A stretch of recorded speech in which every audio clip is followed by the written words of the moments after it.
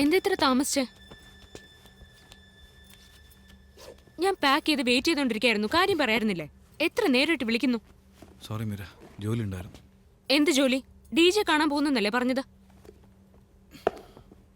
ഒരു ആൽബത്തിന്റെ കാര്യമായിട്ട് പോയതാ, ലേറ്റായി. 1/2 മണിക്കൂറിനുള്ളിൽ വരുന്നല്ലേ എന്നോട് പറഞ്ഞത്? ഞാൻ വെയിറ്റ് ചെയ്തിരിക്കായിരുന്നു. നിക്ക് കൈലാഷ്, ഞാൻ ചോദിക്കുന്ന കേട്ടില്ലേ?